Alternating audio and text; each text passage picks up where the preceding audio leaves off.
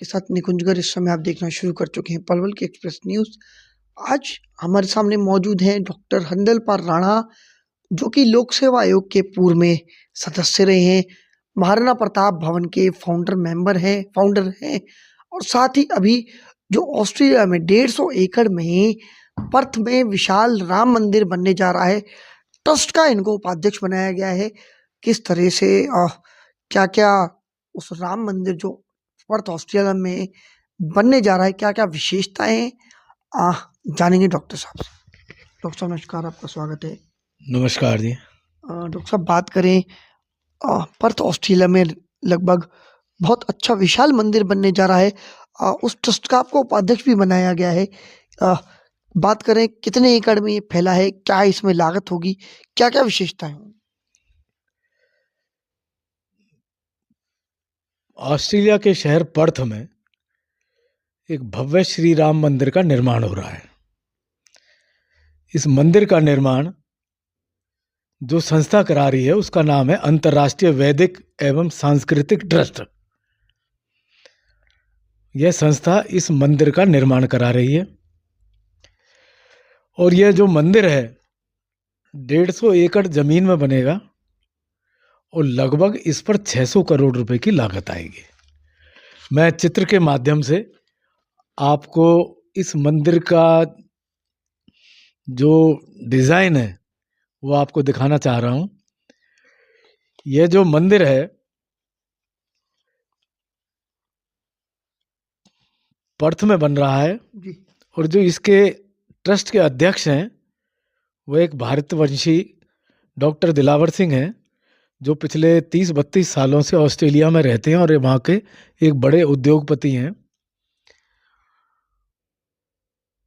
वो कई बरस से वो एक सपना सजोए हुए थे कि जिस तरीके से अयोध्या के अंदर भव्य श्री राम जी का मंदिर बन रहा है, उसी तरीके से एक विशाल मंदिर पर्थ ऑस्ट्रेलिया में बनाया जाए। ये जानकारी मैं आपको देना चाहता हूँ कि पर्थ शहर में जी। लगभग 1 लाख के करीब भारतवंशी वहाँ पर रहते हैं, इसलिए पर्थ का ये चुनाव वहाँ पर किया गया। क्या-क्या डॉक्टर साहब बात करें, क्या-क्या और विशेषताएँ उसमें है, क्या-क्या चित्रण उसमें किए गए हैं? यह विश्व का सबसे ऊंचा मंदिर होगा जिसकी ऊंचाई 721 फीट होगी और इस मंदिर परिसर में मंदिर के साथ साथ में हनुमान वाटिका, जिसमें हनुमान जी की 151 फीट की प्रतिमा होगी और इसके अलावा सीता वाटिका होगी और जटायु बाग होगा, शबरी वन होगा, जामवंत सदन होगा, नल नील तकनीकी केंद्र होगा, गुरु वशिष्ठ ज्ञान केंद्र होगा, रामायण सदन जिसमें लाइब्रेरी होगी और भगवान शिव की 51 फीट की एक प्रतिमा होगी जो शिव सप्त सागर में वहाँ पर लगाई जाएगी। और इसी प्रकार से मंदिर परिसर में सनातन वैदिक शिक्षा के लिए एक महाविद्यालय भी वहाँ पर बनाया जाएगा। इस परिसर में एक स्कूल भी होगा जिसका नाम विश्वामित्र वाटिका होगा। कहने का तात्पर्य है कि मंदिर के साथ साथ इस 150 एकड़ के परिसर में विभिन्न केंद्र बनाए जा रहे हैं, जैसा कि मैंने अभी बताया। और जो हमारे रामायण के अंदर जो भी हमारे पूजनीय, चाहे वो माता सीता रही, चाहे गुरु वशिष्ठ रहे, चाहे शबरी रही, चाहे जटायु रहे, चाहे बजरंगबली रहे, इनके नाम पे कोई ना कोई ऐसा वहाँ पर स्थल पर कोई निर्माण किया जा रहा है जिससे कि इनकी यादें जीवंत रहें और हमारे लिए प्रेरणा स्रोत बने रहें। डॉक्टर साहब बात करें तो कब तक बनकर तैयार होने की इसकी उम्मीद है? देखिए, मंदिर की योजना पूरी बन चुकी है और इस मंदिर को लेकर, जैसा कि मैंने ट्रस्ट के बारे में बताया, 21 सदस्य इस ट्रस्ट के बने हैं। डॉक्टर दिलावर सिंह इसके अध्यक्ष हैं और कागजी कार्रवाई लगभग सारी की सारी पूर्ण हो गई है और आगे की जो योजना है उस पर बड़ी तेजी से काम चल रहा है। कार्य जो है बहुत जल्दी से प्रारंभ हो जाएगा। इसमें दिखा रहे हैं जैसे चंपत राय जी वगैरह से और इनको प्रशंसी पत्र वगैरह मिला है, काफी लोगों से प्रशंसी नितिन गडकरी से मिला है, एक बार वो सब चीज जी। इस ट्रस्ट को लेकर जो श्री राम जी का मंदिर पर्थ ऑस्ट्रेलिया में बन रहा है, भारतवर्ष के हमारे जो मुख्य साधु संत हैं जी जी चाहे उसमें साध्वी ऋतंबरा हैं, जी चाहे उसमें गुरु रामदेव हैं, हमारे अयोध्या के ट्रस्ट के जो महासचिव चंपत राय जी हैं जी और भी जो हमारे प्रमुख धर्म गुरु हैं भारतवर्ष के, उनसे इस मंदिर को लेकर चर्चा हो चुकी है और बाकियों से चर्चा जारी है।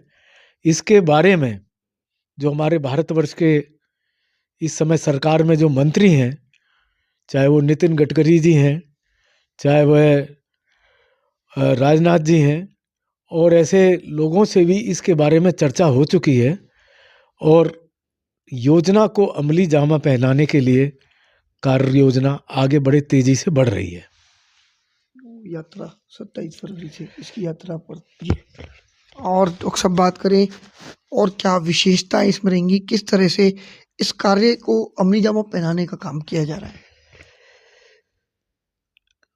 देखिए, इस मंदिर को लेकर जो भी ट्रस्ट के इसमें सदस्यगण हैं, जी सब एक योजनाबद्ध तरीके से काम कर रहे हैं।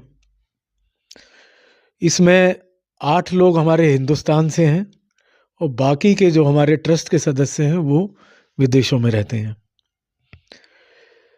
कई बार आपस में वार्तालाप हो चुका है और अब ट्रस्ट के जितने भी सदस्य हैं वह सब एकत्रित होकर पहले अयोध्या श्री राम जी के दर्शन करने के लिए जा रहे हैं। उसके लिए एक योजना तैयार की गई है। 27 फरवरी को यह यात्रा पर्थ ऑस्ट्रेलिया से प्रारंभ होगी। 28 तारीख को वह सिंगापुर आएगी और 1 मार्च को दिल्ली में एकत्रित होंगे और 1 मार्च को एकत्रित होने के बाद 2 मार्च को एकत्रित होंगे लखनऊ में और 3 मार्च को सारे के सारे ट्रस्टी और उनके साथ अन्य सहयोगी अयोध्या जाकर पहले भगवान श्री राम के दर्शन करेंगे और उसके उपरांत इस ट्रस्ट के काम की कार्रवाई को और तेज कर दिया जाएगा। डॉक्टर साहब, बात करें हिंदुस्तान की 500 वर्षों के संघर्ष के बाद 22 तारीख को राम मंदिर बनने जा रहा है, प्राण प्रतिष्ठा है, किस तरह का उत्साह पलवल के लोगों में है? देखिए, पलवल के साथ साथ मैं तो ये कहता हूँ कि पूरा का पूरा जो भारतवर्ष है इस समय राम में हो गया है। जी लगभग 550 वर्षों के संघर्ष के बाद, जिसमें हमारे लाखों ऋषि मुनियों ने, हमारे संतों ने और हमारे कार सेवकों ने अपनी जान को न्यौछावर कर कर जो इस मंदिर के निर्माण के लिए रास्ता प्रशस्त किया है, वो सब के सब पूजनीय हैं। पूरे के पूरे भारतवर्ष में एक ऐसा जबरदस्त माहौल इस मंदिर के उद्घाटन को लेकर है कि सब अपने आप को बड़े गौरवान्वित महसूस कर रहे हैं। जहाँ तक पलवल की बात है, पलवल में जितने भी यहाँ पर मंदिर हैं उन सब मंदिरों को सजाया जा रहा है। अभी पिछले 3-4 दिन से पलवल के जितने भी मंदिर हैं उनकी साफ सफाई का काम चल रहा है। चाहे हमारा पलवल का ऐतिहासिक मंदिर पंचवटी मंदिर हो, चाहे हमारा दाऊ जी का मंदिर हो, चाहे पलवल का बहुत ही ऐतिहासिक पुराना 150 वर्ष पुराना सीताराम मंदिर हो, और हमारे शहर के और जो अन्य मंदिर हैं सब में साफ सफाई का काम चल रहा है और सब में सफाई का काम चल रहा है इस समय। और 22 तारीख को सभी मंदिरों ने विशेष सजावट उस दिन की जाएगी और अपने अपने हिसाब से कार्यक्रम मंदिरों पर रखे हुए हैं।